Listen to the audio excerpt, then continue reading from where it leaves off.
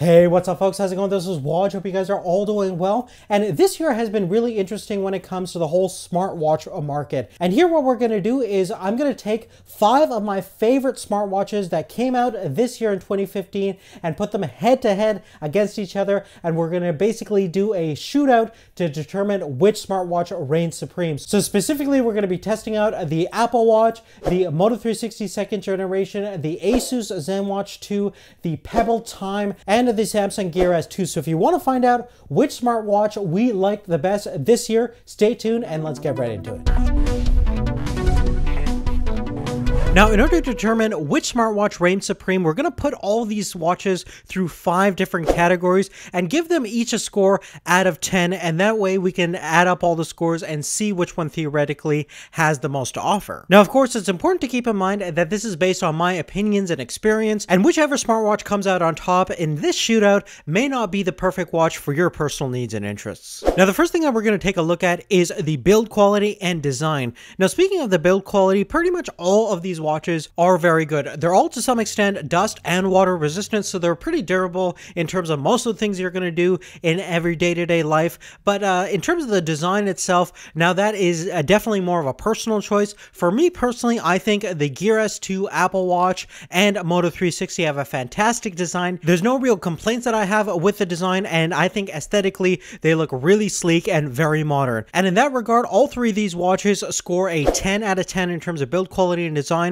With regards to the Asus ZenWatch 2, the design is fairly good, but I think it's the largest overall footprint out of all the smartwatches, which can definitely be intruding for some people that have smaller hands and wrists, so that gets a 9 out of 10. And the Pebble Time is kind of controversial. It definitely has huge bezels around the screen, and the actual body itself is fairly large relative to the screen size, and it definitely has a more retro, geeky look, which may not be the taste for some people, so that gets a 7 out of 10 for me. Moving forward in terms of controls and user interface, the Gear S2 is probably one of my favorite smartwatches to use. The bezel itself is a large rotating dial, which is fantastic to navigate through the operating system, and you can even use it as an input device. Now, the Apple Watch has a plethora of different control options. It has a force capacitive touchscreen, a couple of physical buttons, and not to mention the digital crown interface on the side, which is excellent as a navigation tool and as an input device as well. Additionally, both the Gear S2 and the Apple Watch have a custom design operating system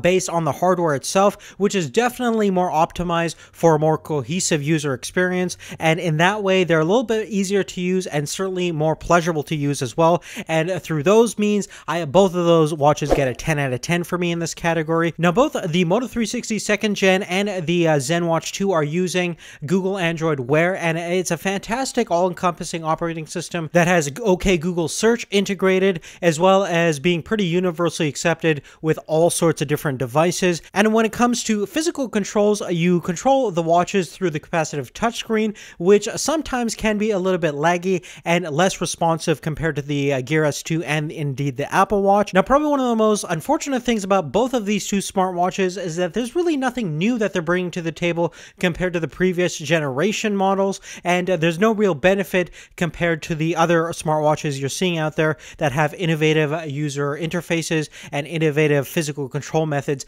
that make the watch a little bit easier and fun to use. And then through that regard, I would give both of these watches a 7 out of 10 in this user experience and control category. Now, the Pebble Time, on the other hand, is pretty much novel in terms of its control interface. There is no capacitive touchscreen, and the way that you control the entire device is through way of physical buttons. You have 4 buttons on the watch itself, and after using the operating system, you really get accustomed to the functions of all 4 of these buttons, and eventually you can even get to the point where you can start executing simple commands on the watch without having to actually look at it, which is definitely a convenient option. Furthermore, more than any other operating system, I think the Pebble Time OS is really well thought out, and again, because it's a custom design for the hardware itself, it harmoniously blends everything together in a nice fashion, making it very pleasurable to use. So in that regard, I would give the Pebble Time a 9 out of 10 in terms of controls and user interface. The reason why it doesn't get a perfect score is that I think it would still have some sort of benefit of having a larger overall screen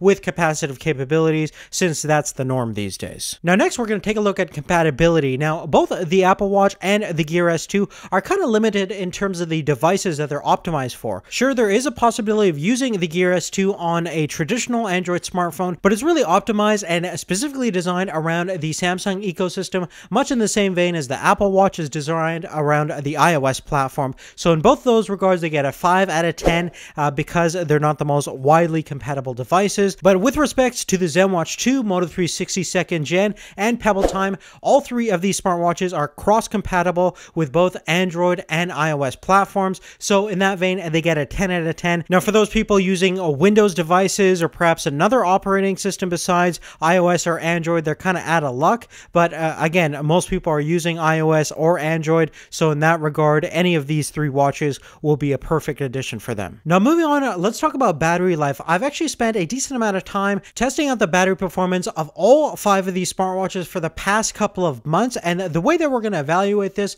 is we're going to take a look at the amount of hours that each battery lasts, and we're going to take a look at the overall user experience and hardware in order to justify a quantitative measure. So basically here you're looking at a chart of the average battery life of all 5 of these smartwatches, and as you can see, there's an overwhelming winner over here, and that's obviously the Pebble Time. Now the Pebble Time has a very efficient operating system, a very low powered CPU, and the whole architecture is based around maximizing the battery life as much as possible. It's using an e-paper display which is on all the time but doesn't need to be physically backlit all the time, and it only takes power when it needs to refresh the actual display. So it's an absolute beast when it comes to battery efficiency. That's why it gets an average battery life of over 90 hours based on my experience, and compared to the Gear S2, which comes in second place, of 24 hours. The Moto 360 2nd Generation comes at 19.2 hours. The Apple Watch lasts around 18 hours. And lastly, we have the ZenWatch 2, which lasted around 16.8 hours based on my battery test. Now, the last thing that we're going to talk about is the overall value of each of these smartwatches. And the way we're going to justify everything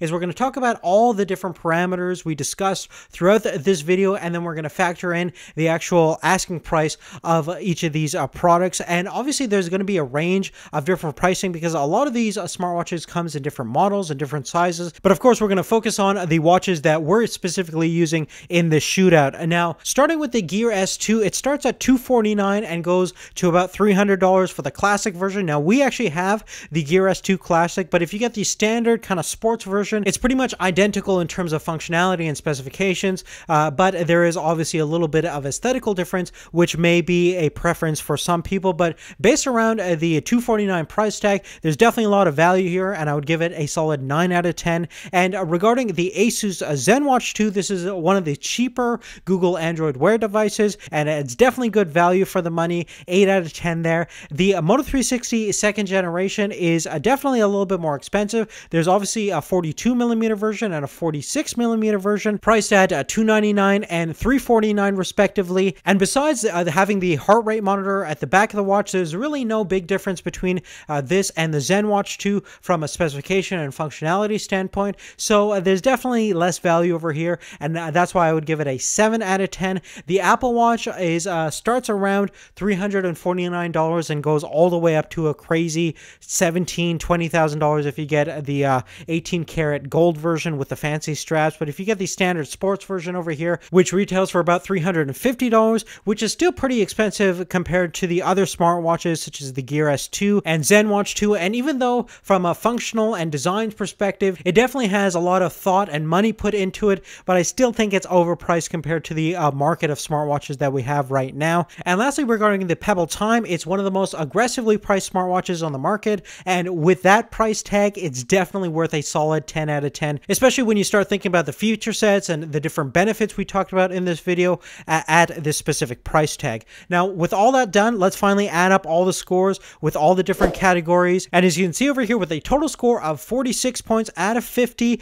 we have the Pebble Time as the clear winner of this shootout. In second place, we have the Gear S2 at 41 points. At third place, we have the Moto 360 2nd Generation. At fourth place, we have the Asus ZenWatch 2. And in last place, we have, sadly, the Apple Watch. But really on that, guys, that's really it. Definitely make sure that you understand that this comparison and shootout was based on my specific experiences and needs. Again, you might have unique needs that might make another smartwatch a more reputable and more appropriate to whatever you specifically want to do with a smartwatch. But in general, I think a smartwatch should be a fairly simple device. It should last a long time. It should be cross-compatible with a whole bunch of different devices that most people are using. And I think the Pebble Time certainly encompasses most of those features. Plus, it's not too expensive where it's going to burden you with a large price tag. So in terms of value, it's definitely the best at this point. At second peg, I would definitely say my favorite kind of premium smartwatch is the Samsung Gear S2. It's a fantastic design,